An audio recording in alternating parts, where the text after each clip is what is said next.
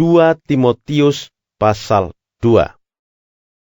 Sebab itu, hai anakku, jadilah kuat oleh kasih karunia dalam Kristus Yesus.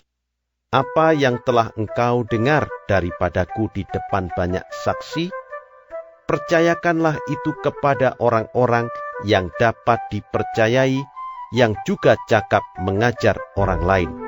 Ikutlah menderita sebagai seorang prajurit yang baik dari Kristus Yesus.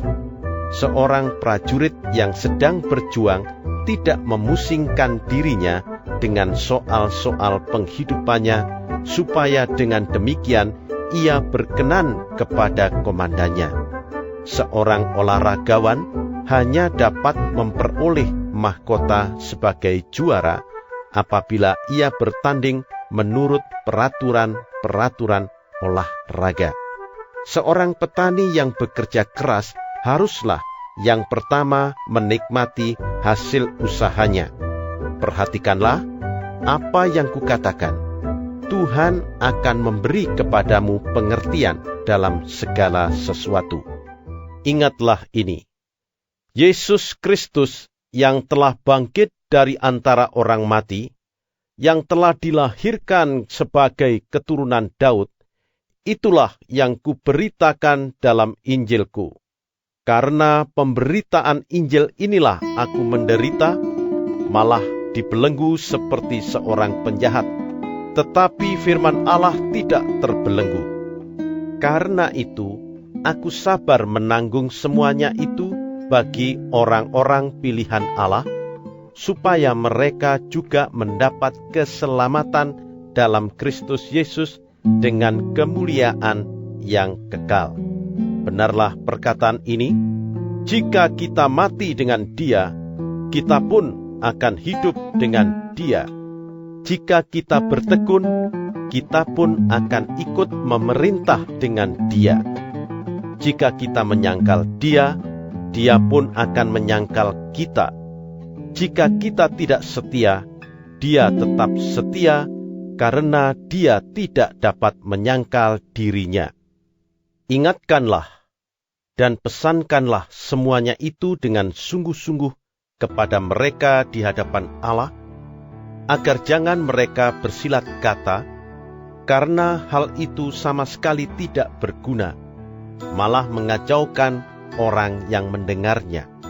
Usahakanlah supaya engkau layak di hadapan Allah sebagai seorang pekerja yang tidak usah malu, yang berterus terang memberitakan perkataan kebenaran itu. Tetapi hindarilah omongan yang kosong dan yang tak suci, yang hanya menambah kefasikan. Perkataan mereka menjalar seperti penyakit kanker. Di antara mereka termasuk Himeneus dan Filetus, yang telah menyimpang dari kebenaran dengan mengajarkan bahwa kebangkitan kita telah berlangsung, dan dengan demikian merusak iman sebagian orang.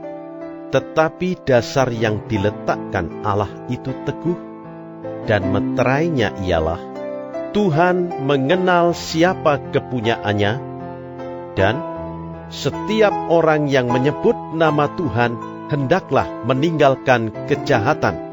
Dalam rumah yang besar bukan hanya terdapat perabot dari emas dan perak, melainkan juga dari kayu dan tanah. Yang pertama dipakai untuk maksud yang mulia, dan yang terakhir untuk maksud yang kurang mulia. Jika seorang menyucikan dirinya dari hal-hal yang jahat, ia akan menjadi perabot rumah untuk maksud yang mulia. Ia dikuduskan, dipandang layak untuk dipakai tuannya, dan disediakan untuk setiap pekerjaan yang mulia. Sebab itu, jauhilah nafsu orang muda, kejarlah keadilan, kesetiaan, kasih dan damai bersama-sama dengan mereka yang berseru kepada Tuhan dengan hati yang murni. Hindarilah soal-soal yang dicari-cari, yang bodoh, dan tidak layak. Engkau tahu bahwa soal-soal itu menimbulkan pertengkaran, sedangkan seorang hamba Tuhan tidak boleh bertengkar, tetapi harus ramah terhadap semua orang. Ia harus cakap mengajar, sabar, dan dengan lemah lembut dapat menuntun orang yang suka melawan, sebab mungkin Tuhan memberikan kesempatan kepada mereka untuk bertobat dan memimpin mereka sehingga mereka mengenal kebenaran, dan dengan demikian mereka menjadi sadar kembali karena terlepas dari jerat iblis yang telah mengikat mereka pada kehendaknya.